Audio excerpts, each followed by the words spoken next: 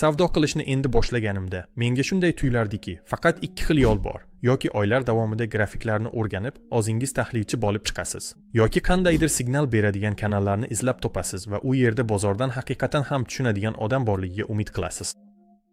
Lekin keyin men yana bir variant borligini aniqladim. Lekin nimagadir bu haqda deyarli hech kim gapirmaydi. Ko'plab treyderlarda bu variant allaqachon shaxsiy kabinetida mavjud, faqat ko'pchilik hatto bundan bexabar.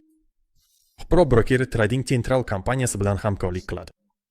Ochig'ini aytsam, bu nomni birinchi marta ko'rganimda umuman ahamiyat bermagan edim. Lekin keyin chuqurroq o'rganishni boshlaganimda bu moliyaviy bozorlardagi eng mashhur tahliliy kompaniyalardan biri ekanligi ma'lum bo'ldi. Ular har kuni juda ko'p instrumentlarni tahlil qilib, o'z g'oyalarini e'lon qilishadi.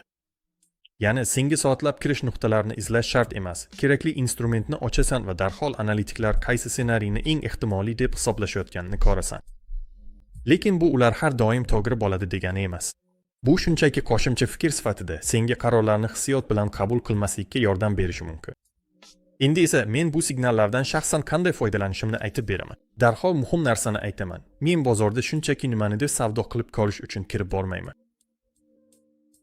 Shuning uchun bu usul ishlamaydi. Shu sababli men uchun Trading Central bu qo'shimcha fikr, ehtimol, o'z strategiyamga ishonchimni yana bir bor tasdiqlash uchun.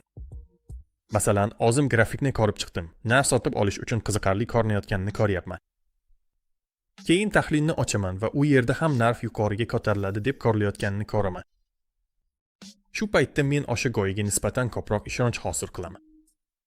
Agar, masalan, tahlil qarama-qarshi ssenariyni ko'rsatsa, odatda to'xtab, strategiyamni yana bir bor tekshiraman. Umuman olganda, meni eng ko'p hayratga soladigan narsa shuki, ko'pchilik internetda signallar uchun pul to'lashga, obunalar sotib olishga va navbatdagi trading guruhini izlashga tayyor. Holbuki, bu tizim sizga professional tahlilga kirish imkonini beradi va to'g'ridan-to'g'ri broker ichida o'z qaroringizni bozorga kirishda qo'shimcha tasdiqlash imkonini beradi.